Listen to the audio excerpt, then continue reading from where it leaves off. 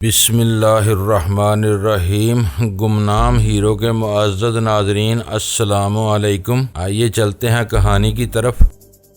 دروازہ بند ہو جائے تو وہ ایک کمرے کی چار دیواری میں آسانی سے اسے زیر کر سکے۔ اب وہ خود کمروں میں جانے سے کترا رہا تھا، کہیں سونیا دروازہ نہ بند کر دے۔ وہ راہداریوں سے گزر رہا تھا، کبھی کسی کمرے سے گزرتا ہوتا تو پہلے محتاط نظروں سے دوسرے دروازے کو دیکھ لیتا، پھر وہاں سے گزر کر دوسری راہداری میں پہنچ جاتا۔ اس طرح وہ اچانک ہی میرے سامنے پہنچ گیا۔ وہ بہت ہی پھرتیلا تھا، سمجھتا تھا کہ پیچھے سونیا آ رہی ہے، واپس نہیں جا سکتا۔ اس نے یک بار کی مجھ پر چھلانگ لگائی، میں بیٹھ گیا۔ وہ مجھ پر سے گزرتا ہوا دوسری طرف فرش پر پہنچ کر کلا بازی کھاتا ہوا اٹھ کر کھڑا ہو گیا، پھر وہاں سے بھاگنے لگا۔ میں نے بھی دوڑتے ہوئے اس پر چھلانگ لگائی۔ وہ آگے جا رہا تھا، میری لاتیں اس کی کمر پر پڑیں، وہ بھاگتے بھاگتے اوندے منہ گر پڑا۔ میں اس کے سر پر پہنچ گیا، اٹھنے سے پہلے ہی ایک ٹھوکر ماری۔ وہ دوسری طرف الٹ کر گر گیا، لیکن بڑی تیزی سے اٹھ کر کھڑا ہو گیا۔ پھر ہم دونوں میں ہاتھا پائی ہونے لگی۔ وہ اپنا داؤ آزما رہا تھا اور میں اپنے سونیا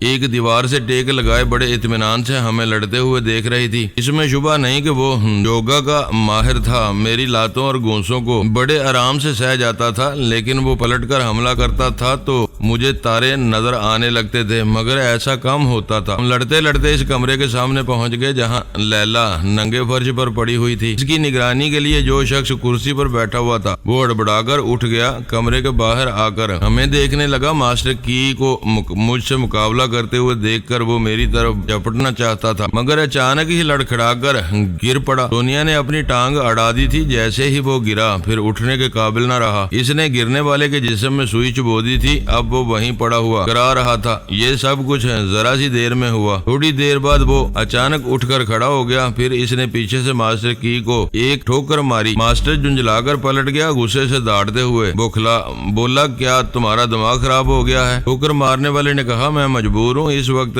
میرے حواس پر رسونتی چھائی ہوئی ہے۔ یہ کہتے ہی وہ ماسٹر کی سے لپٹ گیا۔ اب مجھے لڑنے کی ضرورت نہیں تھی، وہ دو یوگا کے ماہر آپس میں زور آزمائی کر رہے تھے، کبھی یہ اسے زیر کرتا تھا، کبھی وہ اس پر زبر ہوتا تھا۔ دونوں ہی اپنے داؤ پیچ استعمال کر رہے تھے۔ ماسٹر کی لڑنے کے دوران سمجھتا بھی جاتا تھا رسونتی اس کے دماغ سے نکل جاؤ، یہ بیچارہ ایک معمولی مہرہ ہے۔ رسونتی نے جواب دیا ماسٹر کی اتنی توہین کی بات ہے، تم اتنے خطرناک مجرم کہلاتے ہو اور اپنے ہی ایک معمولی مہرے کے ہاتھوں پٹ رہے ہو۔ لڑنے کے دوران ماسٹر کی سونیا کے پاس آ کر گرا، سونیا نے اس کے منہ پر ایک ٹھوکر ماری، دوسری طرف سے میں نے اس کی پٹائی کی۔ اب تو وہ تین طرف سے پٹ رہا تھا، نتیجہ یہ ہوا کہ وہ ادموا ہونے لگا۔ وہ حالانکہ بڑا جی دار تھا، مگر تین طرف سے مار پڑ رہی ہو تو پتھر بھی ریزہ ریزہ ہو جاتا ہے۔ رسونتی جس کے دماغ میں پر قابض تھی، وہ بار بار آ کر ماسٹر کی کے سر سے ٹکرے مارتا تھا۔ جب ہم ماسٹر کی سے نبڑنے لگتے تو وہ پلٹ کر دیوانوں کی طرح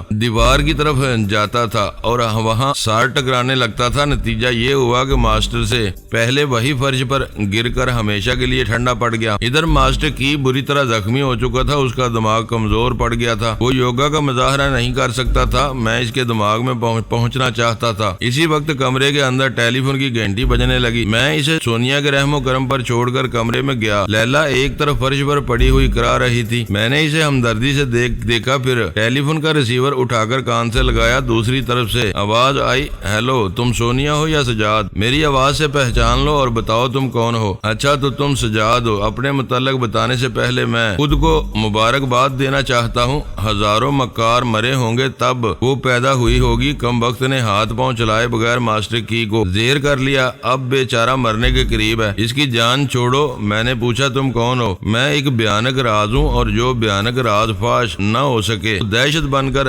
دلوں پر طاری رہتا ہے۔ دوسری طرف سے کہہ سنائی دیا، پھر اس نے پوچھا نہیں سمجھے؟ مجھے ہر تالے کی چابی کہتے ہیں، اس محل میں 788 کمرے ہیں، سونیا سے کہو اسے 1788 ماسٹروں سے گزرنا ہوگا، تب کہیں جا کر وہ ایک ماسٹر کی تک پہنچ سکے گی۔ یہ سنتے ہی میں چونک گیا۔ وہ کہہ رہا تھا اس محل کے تمام دروازے تم دونوں کے لیے لیے بند ہو چکے ہیں، جہاں سے نکلنا ممکن نہیں ہے۔ باہر جانا چاہو گے تو تمہیں چابی کی ضرورت ہوگی، اور میں ہوں ہر تالے کی چابی، ماسٹر کی بول رہا تھا اور میں ریسیور کان سے لگائے سن رہا تھا۔ میرے سامنے لیلا ثانی فرش پر پڑی ہوئی تھی۔ میں کمرے کے باہر سونیا کو دیکھ رہا تھا۔ وہ اپنی دانست میں ماسٹر کی پر غالب آ چکی تھی اور اسے ہمیشہ کے لیے ختم کر چکی تھی۔ پہلے میں بھی اسی خوش فہمی میں مبتلا تھا، یہ بھول گیا تھا کہ اتنا خطرناک دشمن جو تمام تنظیموں کے سربراہوں کو خاطر میں نہیں لاتا، ان کے سامنے آ کر بھی روبرو گفتگو نہیں کرتا، ہمیشہ ریوالونگ چیئر کے ذریعے ان سے رابطہ قائم کرتا ہے۔ وہ بلا اتنی آسانی سے ایک چونٹی کی طرح کس طرح مسئلہ جا سکتا ہے؟ دنیا کمرے میں آ کر لیلا کو سنبھال رہی تھی، اسے اٹھا کر اپنے بازو کا سہارا دیتے ہوئے بولی، ذرا حوصلے سے کام لو، ابھی ہم تمہیں طبی امداد پہنچائیں گے، تمہیں یہاں سے لے جا کر کسی آرام دہ بستر پر سلائیں گے۔ میں نے ریسیور رکھتے ہوئے کہا، سونیا یہ خام خیالی ہے، ہم نے شیر کے دھوکے میں بلی کو شکار کیا ہے۔ وہ مجھے سوالیہ نظروں سے دیکھنے لگی۔ میں نے کہا، ماسٹر کی زندہ ہے، ابھی فون پر اسی سے گفتگو ہو رہی تھی۔ سونیا نے لیلا ثانی کو دیوار سے ٹیک لگا کر بٹھا دیا، پھر وہاں سے اٹھتے ہوئے بولی، وہ کہاں ہے؟ کیا اسی محل میں ہے؟ وہ کہتا ہے یہاں 1788 کمرے ہیں۔ سونیا کو پہلے 1788 ماسٹروں سے لڑتے ہوئے آنا ہوگا، پھر کہیں اصلی ماسٹر کی سے سامنا ہوگا۔ وہ ایک گہری سانس لے کر بولی، اس کا مطلب یہ ہوا کہ وہ یہاں سرے سے موجود ہی نہیں ہے، سب اس کے چمچے ہیں، یہ ہمیں گھیرنے اور مارنے کی کوشش کریں گے اور وہ چوہا اپنے بل میں محفوظ رہے گا۔ میں تمہیں پہلے ہی سمجھاتی تھی، یہاں آنا مناسب نہیں ہے، وہ چارہ ڈال رہا ہے، ہمیں گھیرنا چاہتا ہے۔ تم بھول رہی ہو، ہمیں نہیں صرف تمہیں گھیرنا چاہتا ہے۔ میری اہمیت کیا ہو سکتی ہے؟ حالانکہ میں نے فرحات بن کر یقین دلانے کی کوشش کی، لیکن ماسٹر کی صرف تمہیں یہاں بلانا چاہتا تھا، تم اس کے لیے زیادہ اہم ہو۔ ہمیں وقت ضائع کیے بغیر یہ سوچنا چاہیے کہ یہاں سے کس طرح نکلا جا سکتا ہے۔ جسونتی نے آ کر کہا، محل کے باہر ہمارے آدمی چاروں طرف موجود ہیں، پولیس بھی چاروں طرف مورچے بنا رہی ہے۔ اس چوکی میں ماسٹر کی کے جو آدمی موجود تھے انہیں گرفتار کر لیا گیا ہے۔ محل کے اندر جتنے لوگ ماسٹر کی کا رول ادا کرنے کے لیے موجود ہیں وہ یہاں سے نکل نہیں پائیں گے۔ جسونتی کی بات ختم ہوتے ہی لاؤڈ اسپیکر کے ذریعے آواز گونجنے لگی۔ رات کا وقت تھا، وہ آواز واضح طور پر سنائی دے رہی تھی۔ بندر سری بیگوان کا ایک پولیس افسر کہہ رہا تھا، اس محل کے اندر جو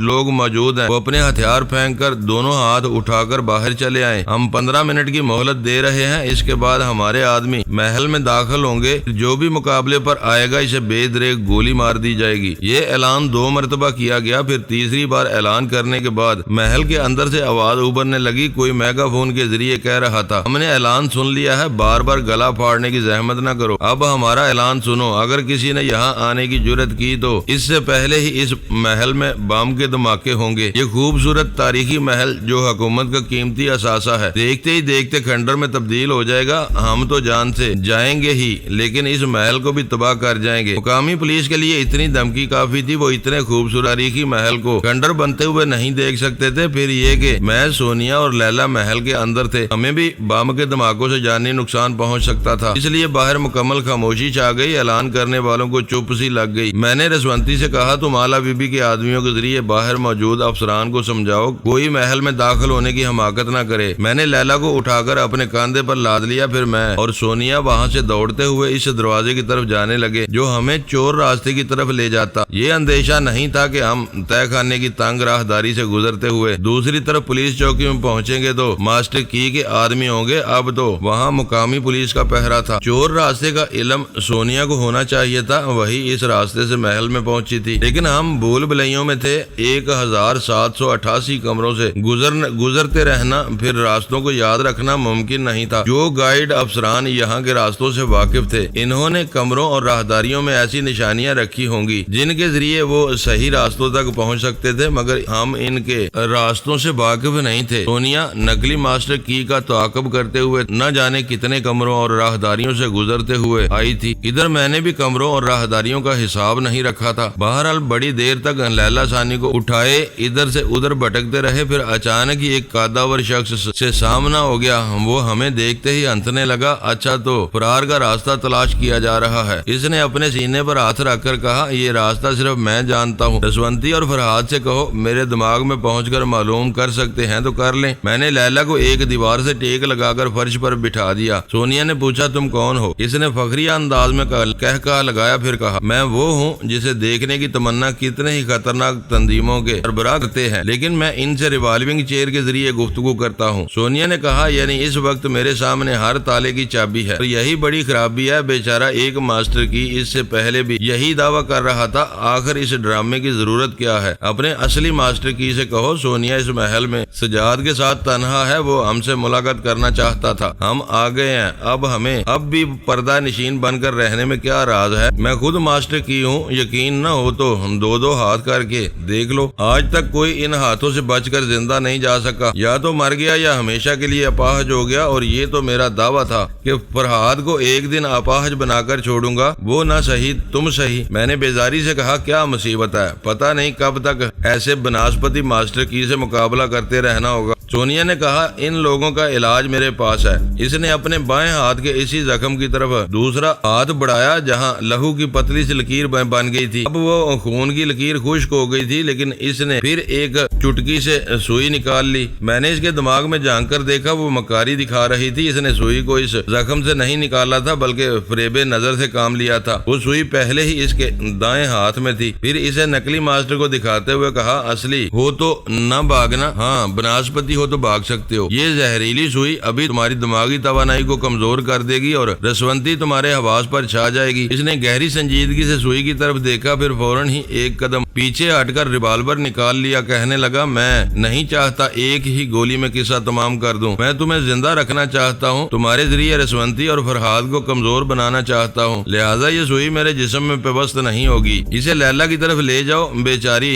بیمار ہے، اسے دوا اور انجیکشن کی ضرورت ہے، دوا نہ صحیح اپنے ہاتھوں سے یہ انجیکشن لگا دو۔ دنیا بے بسی سے کبھی لیلا کو اور کبھی مجھ کو دیکھنے لگی، وہ ایکٹنگ کر رہی تھی، جو سوئی اس کی چٹکی میں دبی ہوئی تھی، اس میں وہ زہر نہیں رہا تھا جو آدمی کو کمزور بنا دیتا ہے، اور اس طرح اس کی دماغی توانائی کمزور پڑ جاتی ہے۔ بناسپتی ماسٹر کی نے ڈانٹ کر کہا، میں انتظار نہیں کروں گا، فوراً آگے بڑھو اور لیلا کو سوئی لگاؤ، ورنہ میں سجاد کو گولی مار دوں گا۔ وہ چٹکی میں سوئی دباتے آہستہ آہستہ یوں بڑھنے لگی جیسے بہت مجبور ہو گئی ہو۔ بناسپتی ماسٹر کی نے ہاتھ اٹھا کر کہا، ٹھہرو، اگر رسونتی موجود ہے تو اسے کہو فرحاد کو لیلا ثانی کی آخری سانسوں کے متعلق اطلاع دے۔ دوسرے لمحے میں نے رسونتی کے لب و لہجے میں کہا، میں سجاد کے ذریعے بول رہی ہوں، جیسا کہ تم لوگوں کو علم ہے فرحاد ابھی خیال خوانی کے قابل نہیں ہے، میں انہیں لیلا کی موجودہ حالت بتا رہی ہوں، پلیز یہ ظلم نہ کیا جائے، یہ بیچاری بہت کمزور ہے۔ اس نے کہا لگاتے ہوئے کہا، سونیا کے بیان کے مطابق اس سوئی میں اتنا زہر نہیں ہے کہ آدمی مر جائے، ہاں اتنا ضرور ہے کہ دماغی کمزور پڑ جائے۔ لیلا پہلے ہی آدھی مر چکی ہے، دماغ کمزور پڑنے کا سوال ہی نہیں پیدا ہوتا، اس کی آدھی موت اس سوئی کے ذریعے ہوگی۔ چلو میرے حکم کی تعمیل کرو، میں وقت برباد نہیں کرنا چاہتا۔ سونیا لیلا کے پاس آ کر بیٹھ گئی، پھر اس کے سر پر ہاتھ پھیرتے ہوئے بولی، ہمیں افسوس ہے، سجاد کو بچانا ضروری ہے کیونکہ یہ فرحاد کا رول ادا کرتا رہتا ہے، کیوں بھی تمہیں اگر اور تھوڑی دیر طبی امداد نہیں پہنچائی جائے گی تو مر جاؤ گی، میں بہت مجبور ہو کر اپنے ہاتھوں سے تمہیں دوا نہیں زہر دے رہی ہوں۔ یہ کہتے ہی اس نے لیلا کے بازو میں وہ سوئی چبو دی۔ اس نے میری مرضی سے ایک ہلکی سی کمزور سی چیخ منہ سے نکالی، اس کے بعد ایک ہچکی لی، پھر اس کا سر ایک طرف ڈلک گیا تھا۔ بناسپتی ماسٹر کی اسے بڑی توجہ سے دیکھ رہا تھا، پھر اس نے کہا لگاتے ہوئے کہا، اب وہ سوئی وہیں چھوڑ دو اور اٹھ کر کھڑی ہو جاؤ، 15 منٹ کے بعد اس محل کی چھت پر ایک ہیلی کاپٹر آئے گا، تم دونوں میرے آگے آگے چلتے ہوئے چھت پر پہنچو، میں تمہارے ساتھ سجاد کو بھی لے جاؤں گا۔ ہم چپ چاپ دوسری طرف گھوم گئے، اس کے آگے آگے چلنے لگے۔ ابھی ہم چند قدم تک گئے تھے کہ اچانک ایک کمرے میں کوئی فرش پر پھسلتا ہوا باہر آیا، پھر اس نے بناسپتی ماسٹر کی ٹانگ پر ٹانگ مار دی، وہ ریوالور سمیت اوندے منہ گر پڑا، اتنا ہی کافی تھا۔ اس کے بعد ہم نے اسے دبوچ لیا، سونیا نے ریوالور لے لیا، میں نے اس کی پٹائی شروع کر دی۔ وہ میرا مقابلہ کر رہا تھا، بڑا جیدار تھا، لیکن یہ مقابلہ زیادہ دیر جاری نہیں رہ سکا۔ سونیا نے کہا، میں یہ دینگا مشتی پسند نہیں کرتی، چپ چاپ ایک طرف کھڑے ہو جاؤ۔ وہ اٹھنے لگا، تب میں نے اس شخص کو دیکھا جو ایک کمرے سے پھسلتا ہوا آیا تھا اور بناسپتی ماسٹر کو اپنی ٹانگوں سے الجھا کر گرا دیا تھا۔ وہ شخص آلہ بی بی کا وہی ماتحت تھا جو میرے ساتھ محل میں داخل ہوا تھا۔ میں دوڑتا ہوا لیلا کے پاس آیا، وہ ہولے ہولے سانس لے رہی تھی، میں اس کے اندر توانائی پیدا کرنے کی کوشش کرنے لگا۔ دوسری طرف سونیا نے بلند آواز سے کہا، رسونتی تم اس بناسپتی کی کے دماغ میں پہنچو، میں راستہ بنا رہی ہوں۔ یہ کہتے ہی اس نے گولی چلائی، نکلی ماسٹر کی کے حلق سے چیخ نکلی، گولی اس کے بازو میں پیوست ہو گئی تھی اور رسونتی اس کے دماغ میں پہنچ چکی تھی۔ ذرا دیر دیر بعد ہی اس نے کہا اس کا دماغ کہہ رہا ہے اس محل میں ابھی 7 اور ماسٹر کی کا رول کرنے والے موجود ہیں، ہر ایک کی جیب میں ننا سا ٹرانسمیٹر موجود ہے جس کے ذریعے اس کے ساتھیوں کو پتہ چل جاتا ہے کہ اس پر کیا بیت رہی ہے۔ اس کے تمام ساتھیوں کو معلوم ہو چکا ہے کہ یہ ہماری گرفت میں ہے اور یقیناً وہ اس کی مدد کو آنے ہی والے ہوں گے۔ جسونتی یہ باتیں آلہ بی بی کے ماتحت کے ذریعے کہہ رہی تھی۔ اس ماتحت نے فوراً ہی آگے بڑھ کر بناسپتی ماسٹر کی جیب سے وہ ننا سا ٹرانسمیٹر نکال کر اسے آف کر دیا۔ پھر اس نے میرے پاس آ کر کہا میں لیلا ثانی کو سنبھالتا ہوں، آپ اس بناسپتی کی خبر لیں۔ میں نے لیلا کو اس کے پاس چھوڑ دیا، وہ اسے اٹھا کر ایک کمرے میں لے آیا۔ میں نے کہا ہم سب کو اسی کمرے میں جانا ہے، اس کے ساتھ یہاں پہنچنے والے ہیں۔ سونیا میرے ساتھ اس کمرے میں آ گئی۔ اب میں اس زخمی ماسٹر کی کے دماغ میں موجود تھا۔ تھوڑی دیر بعد ہی بھاگتے ہوئے قدموں کی آوازیں سنائی دیں، دو طرف سے کچھ لوگ آ رہے تھے۔ میں نے اس زخمی کے ذریعے دیکھا کوریڈور کے ایک طرف سے اس کے 2 ساتھی پہنچ رہے تھے، دوسری طرف سے ایک اور ساتھی آ رہا تھا۔ ادھر یہ تکلیف سے کرا رہا تھا۔ ایک نے اس کے قریب پہنچ کر اس کے قریب بیٹھتے ہوئے پوچھا وہ کہاں ہے؟ باقی 2 ساتھی دور دور تک محتاط انداز میں دیکھ رہے تھے۔ زخمی نے میری مرضی کے مطابق کہا وہ لیلا کو اٹھا کر چور دروازے کی طرف جا رہے ہیں۔ انہوں نے میرے دماغ سے معلوم کر لیا ہے کہ ہم کس طرح یہاں کے راستوں کو پہچان لیتے ہیں۔ جب وہ یہ باتیں کہہ رہا تھا تو میں اس کے دماغ پر قابض تھا اور اس کے ذریعے یہ باتیں کہلوا رہا تھا۔ رسونتی بھی موجود تھی اور یہ معلوم کر رہی تھی کہ کس طرح وہاں کے راستوں کو پہچانا جاتا ہے۔ اب یہ بات وہ سونیا کو بتا رہی تھی۔ سونیا نے کہا میں لیلا کو اس تہہ خانے کے راستے سے لے کر پولیس چوکی پہنچ رہی ہوں، فوراً ایمبولینس بلاؤ، اس کی حالت بہت خراب ہے، اسے فوری طبی امداد کی ضرورت ہے۔ اس زخمی ماسٹر کی باتیں سن کر 2 ماسٹر کی دوڑتے ہوئے چور راستے کی طرف جا رہے تھے جو اس کے پاس رہ گیا تھا، اسے سونیا نے گولی مار دی۔ اس حساب سے 2 ماسٹر کی پہلے مر چکے تھے، یہ تیسرا ختم ہوا تھا، چوتھا زخمی تھا۔ 2 چور راستوں کی طرف ہمیں تلاش کرنے کے لیے گئے تھے، کل 6 ہماری نظروں میں آ گئے تھے، باقی 4 رہ گئے تھے۔ سونیا نے جس ماسٹر کی کو گولی ماری تھی یقیناً اس کی جیب میں رکھے ہوئے ٹرانسمیٹر کے ذریعے گولی چلنے کی آواز اس کے ساتھیوں نے سنی ہوگی۔ میں اس زخمی کے دماغ پر قابض ہو کر مرنے والے کی جیب کے قریب جھک گیا۔ ٹرانسمیٹر سے آواز آ رہی تھی ہیلو ہیلو جیکی، تم خیریت سے ہو؟ اس زخمی نے کہا ہم دھوکہ کھا رہے ہیں، سونیا اور سجاد چور راستے کی طرف نہیں گئے ہیں، وہ دوسری طرف چھپے ہوئے تھے، انہوں نے ہماری ساتھی کو گولی مار دی ہے، پلیز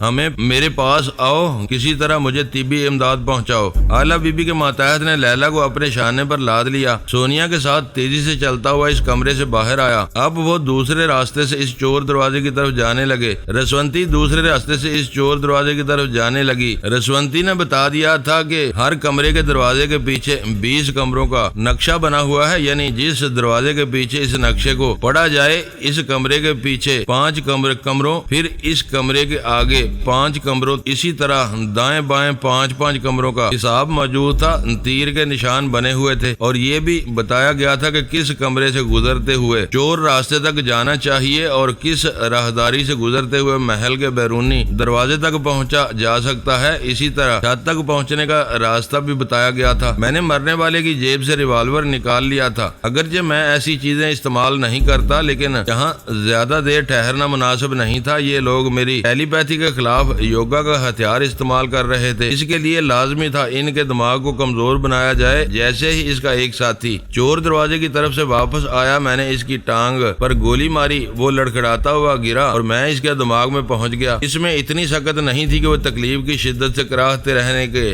دوران سانس روکنے کا مظاہرہ کرتا۔ میں نے کہا تم اسی طرح پڑے رہو، میں تمہیں جان سے نہیں ماروں گا، لیکن یہ سبق سکھاؤں گی کہ ماسٹر کی ہمارے سامنے یوگا کا ہتھیار استعمال نہیں کر سکے گا، جب بھی ہمارے مقابل آئے گا بے موت مارا جائے گا۔ میں نے آگے بڑھ کر اس کی جیب سے بھی ریوالور نکال لیا۔ اس وقت اس کی جیب سے آواز سنائی دے رہی تھی ہیلو ہیلو مینڈورا، ہیلو مینڈورا، تم خیریت سے تو ہو؟ اس نے کراہتے ہوئے کہا کسی نے میری ٹانگ میں گولی مار دی ہے، یہاں ہم 2 زخمی پڑے ہیں، پلیز ہمیں فوری طبی امداد پہنچاؤ۔ دوسری طرف سے جواب ملا اب ہم ریب میں نہیں آئیں گے، پہلے ساتھی کو طبی امداد پہنچانے کے لیے تم گئے تھے، تمہارا یہ حال ہو گیا۔ ہم دیکھتے ہیں کہ وہ کتنے چالاک ہیں۔ اگر کوئی ہماری بات سن رہا ہے تو یہ سن لے اور اچھی طرح سمجھ لے کہ بھاگنے کے تمام راستوں کی ناکہ بندی کر دی گئی ہے۔ میں سجاد علی تیمور سن رہا ہوں اور سمجھ رہا ہوں۔ 10 بناسپتی ماسٹر کی میں سے 3 مر چکے ہیں، 2 زخمی ہیں، باقی 5 میں سے 3 ایسے ہیں جو اس محل سے نکلنے کے 3 راستوں کی ناکہ بندی کریں گے، ایک چور دروازہ، ایک چھت پر جانے والا راستہ اور دوسرا اسی محل کا بیرونی دروازہ۔ باقی 2 رہ گئے، ان 2 کو چاہیے کہ وہ ہمیں تلاش کریں، اگر نہیں کریں گے تو ہم 3 راستوں میں سے کسی ایک راستے سے ناکہ بندی کرنے والے کو ہمیشہ کے لیے ہٹا دیں گے۔ ایسا کہتے وقت ہیلی کاپٹر کی آواز سنائی دی، آواز بہت زوردار تھی، یقیناً وہ چھت پر اتر رہا تھا۔ میں نے کہا سنو، اس آواز کو سنو، تمہارا فرار کا وہی ایک راستہ ہے، محل میں رہو گے تو جان سے جاؤ گے۔ دوسری طرف ایک نے جھنجھلا کر کہا ہم تمہیں زندہ نہیں چھوڑیں گے، نہ ہی سونیا کو یہاں سے نکلنے دیں گے، ہم اس محل کو بم کے دھماکوں سے اڑا دیں گے۔ بے وقوف کے بچے، تم اس محل کو تباہ کر دو گے تو میرے باپ کا کیا جائے گا؟ اپنی خیریت مناؤ اور کسی طرح اپنے ماسٹر کی تک پہنچ کر بتاؤ کہ اس نے کتنا نقصان اٹھایا ہے۔ اس کے 2 اہم یوگا کے ماہر پاکستان میں میرے ہاتھوں مارے گئے، 5 یہاں ختم ہو رہے ہیں، باقی 5 نے اگر فرار کا راستہ اختیار نہیں کیا تو یہ ماسٹر کی کے لیے بہت زبردست ٹریجڈی ہوگی۔ ایک ہی رات میں یہ محل 10 یوگا کے ماہروں کا مقبرہ بن جائے گا۔ یہ کہہ کر میں نے اس ٹرانسمیٹر کو آف کر دیا۔ سونیا کے دماغ میں جھانک کر دیکھا، وہ چور دروازے تک پہنچ گئی تھی۔ اس دروازے پر ایک بناسپتی ماسٹر کی موجود تھا۔ وہ سونیا کو دیکھتے ہی دیوار کی آڑ میں چلا گیا تھا اور وہاں سے فائرنگ شروع کر دی تھی۔ جواباً سونیا بھی فائرنگ کر رہی تھی۔ میں نے ان دونوں زخمیوں کو بھی ختم کر دیا۔ ان کے ریوالور لے کر سونیا کی طرف دوڑتا چلا گیا۔ اب بھٹکنے کا سوال پیدا نہیں ہوتا تھا۔ میں جہاں بھی راستہ بھولتا تھا کسی کمرے کے دروازے کے پیچھے پہنچ کر نقشہ دیکھ لیتا تھا، پھر ادھر جانے لگتا تھا۔ جب میں وہاں پہنچا تو سونیا کا ریوالور خالی ہو چکا تھا۔ دیوار کی آڑ میں کھڑا ہوا دشمن کہہ رہا تھا تمہاری بہتری اسی میں ہے کہ کمرے سے نکل آؤ، ہیلی کاپٹر تیار ہے، ہم یہاں سے نکل چلیں گے، دیر کرو گی تو ہمارے ساتھ تمہاری جان بھی جائے گی، فائدہ کچھ نہیں ہوگا۔ یہ کہتے ہوئے وہ دیوار کی آڑ سے نکل آیا، پھر کہنے لگا میں جانتا ہوں تمہارا ریوالور خالی ہو چکا ہے، ورنہ تم چوکنے والی عورت نہیں ہو۔ اس کی بات ختم ہوتے ہی میں نے ٹھائیں سے گولی چلائی۔ وہ اپنا بازو تھام کر رہ گیا، ریوالور ہاتھ سے چھوٹ گیا۔ میں نے کہا فوراً لیلا ثانی کو یہاں سے لے جاؤ، میں ابھی آ رہا ہوں۔ اعلیٰ بی بی کے ماتحت نے لیلا کو پھر شانے پر لاد لیا۔ اس کے بعد دوڑتا ہوا چور دروازے تک آیا۔ زخمی ماسٹر کی ان کا راستہ روکنا چاہتا تھا۔ میں نے اس کے دماغ کو ایک جھٹکا پہنچایا۔ وہ چیخیں مارتا ہوا پیچھے جا کر دیوار سے لگ گیا، تکلیف سے کراہتے ہوئے زمین پر پڑے ہوئے ریوالور کو دیکھنے لگا۔ میں نے کہا ہاں آگے بڑھو اور اس ریوالور کو اٹھانے کی کوشش کرو، تم سے پہلے بہت سو نے ایسی کوششیں کی ہیں، ایک تم بھی صحیح۔ اعلیٰ بی بی کا ماتحت لیلا کو کاندھے پر لادے چور راستے سے گزر چکا تھا۔ سونیا بھی اس کے پیچھے چلی گئی تھی۔ اب وہ لوگ نظروں سے اوجھل ہو گئے تھے۔ میں نے آگے بڑھ کر ریوالور کو اٹھا لیا، پھر اس کی طرف بڑھاتے ہوئے کہا لو اور گولی چلاؤ۔ اس نے حیرانی سے مجھے دیکھا۔ میں نے کہا تم لوگوں کو ماسٹر کی بننے کا بہت شوق ہے، پتہ نہیں وہ اصل ماسٹر کی کیسا ہوگا۔ تم لوگوں کو دیکھ کر مجھے مایوسی ہو رہی ہے۔ زخمی دیوار سے ٹیک لگائے بے یقینی سے ریوالور کی طرف دیکھ رہا تھا۔ اسے یقین نہیں آ رہا تھا کہ میں سچ مجھ اسے ریوالور دے رہا ہوں۔ اس نے اپنا دوسرا ہاتھ اس جیب میں ڈالا جس میں ٹرانسمیٹر رکھا ہوا تھا۔ اسے نکال کر آف کرنے کے بعد کہنے لگا مسٹر سجاد، اگر آپ یقین کرنا چاہیں تو میں اپنی خدمات پیش کرتا ہوں۔ میں خدا کی قسم کھا کر کہتا ہوں آپ لوگوں سے بہت متاثر ہوں۔ ایک بار فرحاد صاحب سے رابطہ قائم کرا دیجئے، وہ میرے دماغ میں جھانک کر میری سچائی کو تسلیم کر لیں گے۔ میں نے ان لوگوں کے متعلق بہت کچھ سنا تھا، مجھے بڑا شوق تھا کبھی سونیا سے ٹکراؤں، بڑے چرچے سنے تھے۔ آج آنکھوں سے دیکھ لیا وہ سمندر کی مچھلی ہے، کبھی ہاتھ نہیں آتی، ہاتھوں سے پھسل جاتی ہے۔ میں نے رسونتی کے لب و لہجے میں کہا میں اسی وقت سجاد کی زبان سے رسونتی بول رہی ہوں، تم ہمارے لیے کیا خدمات انجام دے سکتے ہو؟ میری زندگی بخش دو، مجھے نہ مارو، واپس جانے دو۔ میں وعدہ کرتا ہوں بہت جلد آپ کو یا فرحاد صاحب کو ماسٹر کی تک پہنچا دوں گا۔ میں اسے ٹٹولتی ہوئی نظروں سے دیکھ رہا تھا اور اس کے دماغ کو پڑھتا جا رہا تھا۔ وہ درست کہہ رہا تھا، اس کے من میں کھوٹ نہیں تھا۔ میں نے رسونتی کے لہجے میں کہا اچھی بات ہے، ہم تمہیں جان سے نہیں ماریں گے، تمہیں آزمائیں گے۔ میں نے اس سے ٹرانسمیٹر لے لیا، پھر کہا اگر اس کے ذریعے تم یہ کہو گے کہ میں تمہیں زندہ چھوڑ کر چلا گیا ہوں تو وہ یقین نہیں کریں گے، کیونکہ تمہارے ساتھیوں کے ٹرانسمیٹر کے ذریعے میں انہیں کافی فریب دے چکا ہوں۔ تم ٹرانسمیٹر کے بغیر یہاں رہو، کوئی نہ کوئی ساتھی تمہاری مدد کے لیے ضرور پہنچے گا۔ یہ کہہ کر میں وہاں سے دوسری جگہ گیا، ایک دروازے کے پیچھے اس راستے کو سمجھنے کی کوشش کی جو چھت چھت کی طرف لے جاتا تھا، پھر میں ادھر جانے لگا۔ ماسٹر کی کے 2 ماتحت اسی چور دروازے کی طرف آ رہے تھے۔ انہوں نے سمجھ لیا تھا کہ سونیا فرار ہونے میں کامیاب ہو رہی ہے۔ ان آنے والوں سے میرا سامنا ہو سکتا تھا، لیکن میں ایک کمرے میں چھپ گیا۔ میں چاہتا تھا وہ اس زخمی کے پاس پہنچے اور اسے اپنے ساتھ اٹھا کر لے جائیں۔ اس زخمی کا نام بہروز افندی تھا۔ اس کمرے میں چھپ کر مجھے اطمینان سے اس کے خیالات پڑھنے اور اس کے متعلق معلومات حاصل کرنے کا موقع ملا۔ وہ تقریباً 6 برس سے ماسٹر کی کا ماتحت رہتا آیا تھا۔ وہیں اس نے یوگا کا فن سیکھا تھا۔ تیر اور تلوار چلانے، ریوالور سے لے کر مشین گن تک چلانے کی مہارت رکھتا تھا۔ ماسٹر کی کے پاس آنے سے پہلے کسی اور ماسٹر کے ماتحت رہ کر کام کرتا تھا۔ اس کی ایک عادت یہ تھی کہ جو شیر پر سوا شیر نظر آتا وہ اسی کا غلام بن جاتا تھا اور ہمیشہ خوب سے خوب تر کی تلاش میں رہتا تھا۔ اب اسے ماسٹر کی سے زیادہ ہم سوا شیر نظر آ رہے تھے، اس لیے وہ ہمارا ساتھ دینے پر آمادہ ہو گیا تھا۔ آئندہ وہ کون سا رخ بدلنے والا تھا یہ ہم نہیں جانتے تھے۔ اگر کوئی ہم سے بھی سوا شیر نظر آتا اور وہ ادھر جاتا تو پھر دیکھا جاتا۔ جب بہروز افندی کے ساتھی اس کے پاس پہنچ گئے اور اس سے طرح طرح کے سوالات کرنے لگے تو میں چپ چاپ اس کمرے سے نکلا اور چھت پر جانے والے راستے کی طرف چلنے لگا۔ اس بار کسی سے سامنا نہیں ہوا، میں سیدھا اس زینے تک پہنچ گیا جو چھت تک لے جاتا تھا۔ اوپر چھت کی جانب خاموشی تھی، گردش کرنے والا ہیلی کاپٹر کا پنکھا خاموش تھا۔ میں سوچ رہا تھا مجھے اوپر جانا چاہیے یا نہیں، پتہ نہیں ہیلی کاپٹر بھی کچھ لوگ آئے تھے یا صرف یہاں سے جانے والے تھے۔ اسی وقت مجھے قدموں کی آہٹ سنائی دی۔ میں زینے کے نیچے دبک گیا۔ ذرا دیر بعد ہی مجھے کسی کی کراہیں سنائی دی۔ میں نے فوراً ہی بہروز افندی کے دماغ میں پہنچ کر دیکھا اس کے ساتھی اسے سہارا دے کر زینے کے قریب لے آئے تھے اور اب زینے پر چڑھتے ہوئے چھت کی طرف جا رہے تھے۔ چھت پر سے کسی نے کہا ہمارے 2 ساتھی بہروز کو لا رہے ہیں، چلو سٹارٹ کرو۔ اس کی بات ختم ہونے کے چند سیکنڈ بعد ہی پنکھے کی گردش کرنے کی آواز سنائی دی۔ پہلے وہ آواز بڑی آہستہ تھی، پھر تیز ہونے لگی۔ پنکھے کی یہ گردش میرے لیے مفید ثابت ہوئی۔ میں زینے کے نیچے سے نکل کر دبے قدموں ان کے پیچھے جانے لگا۔ وہ اتنے شور میں میرے قدموں کی آہٹ نہیں سن سکتے تھے۔ وہ اوپر پہنچ گئے، میں ان سے ذرا پیچھے تھا۔ اگر ان کے پیچھے ساتھ ساتھ لگ کر چلتا تب بھی پتہ نہ چلتا۔ اب زور کی ہوا چل رہی تھی، اپنے آپ کو سنبھالنا مشکل ہو رہا تھا۔ وہ بہروز کو مضبوطی سے پکڑے مخالف ہوا کا سامنا کرتے ہوئے ہیلی کاپٹر کی طرف جا رہے تھے۔ پہلے انہوں نے اسے اوپر چڑھایا، اس کے ساتھ ہی میں نے ایک گولی چلا دی۔ ایک شکار ہوا، دوسرے نے پلٹ کر میری طرف فائر کیا۔ میں فوراً ہی پیچھے ہٹ گیا۔ مجھے محسوس ہوا جیسے میرے ناک کے پاس سے ہی گولی گزری ہو۔ مقدر ساتھ دے تو آدمی اسی طرح بال بال بچتا ہے۔ میں تھوڑی دیر تک دم سادے بیٹھا رہا، پھر میں نے ذرا سر آگے بڑھا کر دیکھا، مجھ پر فائر کرنے والا ہیلی کاپٹر میں سوار ہو رہا تھا۔ میں نے ایک گولی داغ دی، پتہ نہیں اسے لگی یا نہیں، وہ جہاں تھا وہیں رہ گیا۔ اتنے شور میں پتہ نہیں چل رہا۔ میں نے احتیاطاً دوسری بار گولی چلائی، پھر تیسری بار۔ اس کے ساتھ ہی اس کا بے جان جسم ہیلی کاپٹر سے گر کر چھت کے فرش پر آ گرا۔ اب وہ بلند ہو رہا تھا، پرواز کے لیے چھت سے اٹھ کر آگے بڑھتا جا رہا تھا۔ جو زندہ سلامت جا رہے تھے انہوں نے ہاتھ نکال کر میری طرف فائرنگ شروع کر دی تھی تاکہ میں جوابی فائرنگ نہ کروں اور وہ دور نکل جائیں۔ اس طرح وہ سچ مچ دور نکل گئے۔ میں نے چھت پر آ کر دیکھا ہیلی کاپٹر دور نکل گیا تھا۔ میں نے ایک سرے پر آ کر محل کے نیچے دیکھا، دور تک احاطے کے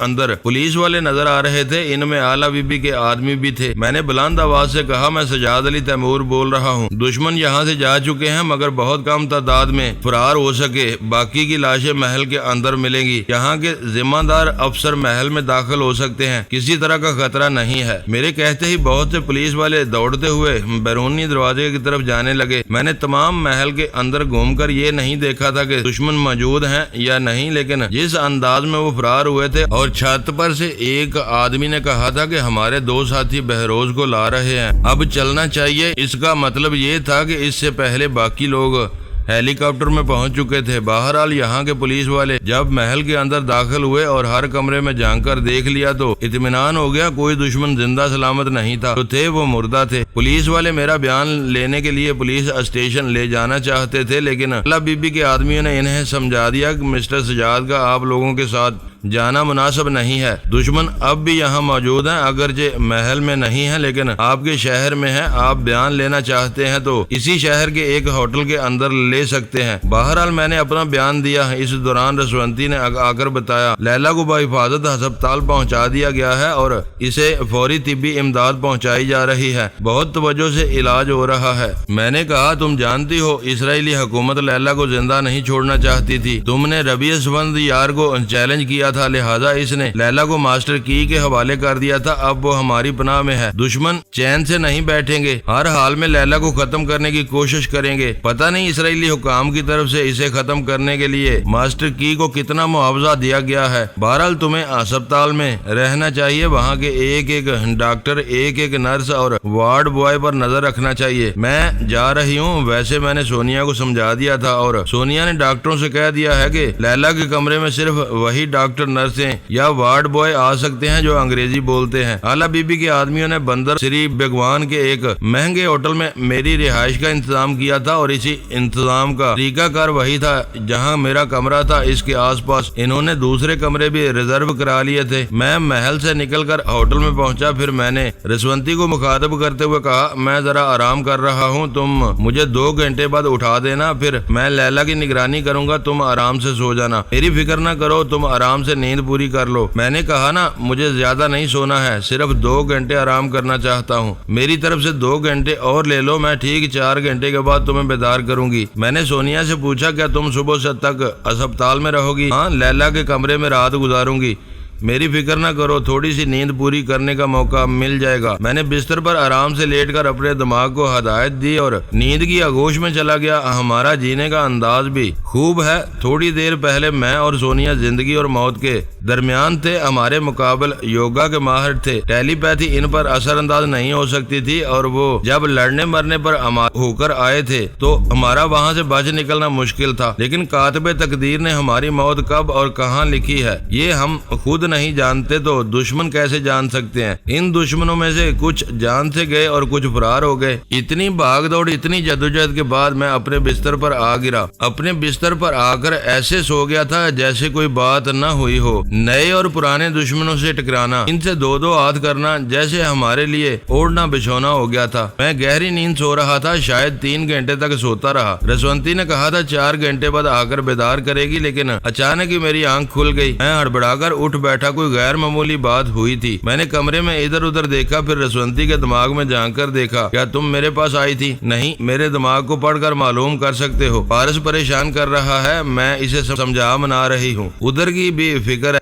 ذرا لیلا کے پاس پہنچ کر دیکھو۔ ویسے یہ تم وقت سے پہلے کیسے بیدار ہو گئے؟ یہی تو میری سمجھ میں نہیں آ رہا۔ اچانک میری آنکھ کھل گئی۔ تم لیلا کی خبر لو، میں معلوم کرتا ہوں میرے ساتھ کیا ہو رہا ہے۔ میں رسونتی کے پاس سے واپس آ گیا، تھوڑی دیر تک سوچتا رہا، پھر میں نے شیبا کے دماغ میں جھانک کر دیکھا۔ اپنی خوابگاہ میں تھی، وہاں آدھی رات ہو چکی تھی، اسے آرام سے سو جانا چاہیے تھا، لیکن وہ خوابگاہ کے وسط میں کھڑی ہوئی آتش دان کی طرف دیکھ رہی تھی۔ آتش دان کے اوپر میری بڑی سی تصویر رکھی ہوئی تھی۔ میں نے اس کے خیالات کو پڑھا، پتا چلا تھوڑی دیر پہلے وہ میری تصویر کے بالکل قریب تھی۔ قریب آ کر مجھے دیکھنے کا مطلب یہ نہیں تھا کہ وہ مجھ سے عشق فرمانے لگی تھی، بات کچھ اور ہی تھی۔ دراصل اس کے دل اور دماغ میں یہ دہشت طاری رہتی تھی کہ میں اور رسونتی اس کے دماغ تک نہ پہنچ جائیں۔ وہ کئی بار ربی اسفندیار سے کہہ چکی تھی۔ مجھے ایسا محسوس ہوتا ہے جیسے فرحاد کہیں آس پاس چھپا ہوا ہے اور اچانک ہی آ کر مجھے دبوچ لے گا۔ آج رات سونے سے پہلے ربی اسفندیار سے پھر اسی موضوع پر گفتگو ہوئی تھی۔ ربی نے سمجھایا تھا، دیکھو بیٹی، جس چیز سے جتنا خوف کھاؤ اتنا ہی خوف بڑھتا چلا جاتا ہے۔ اگر دشمن سے دور بھاگو تو قریب آتا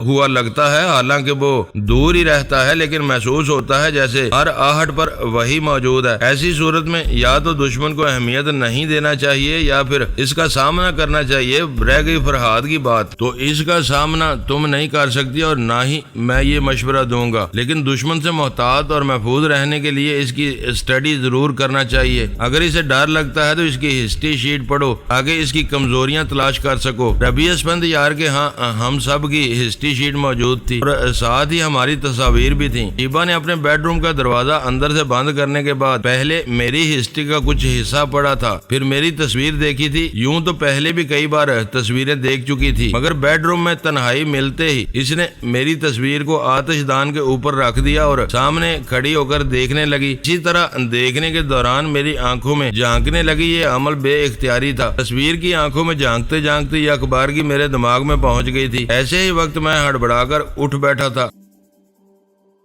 معزز ناظرین، لائک کریں، شیئر کریں اور کمنٹس باکس میں پاک آرمی زندہ باد، پاکستان پائندہ باد کا نعرہ ضرور درج کر کے اپنے ملک پر فخر کریں اور پاکستان کی بنیادیں مضبوط کرنے میں اپنا کردار ادا کریں۔ ویڈیو دیکھنے کا شکریہ۔ معزز ناظرین، اپنا خیال رکھیے گا اور ہمارے چینل کا بھی۔ ISI پاک آرمی زندہ باد، پاکستان پائندہ باد۔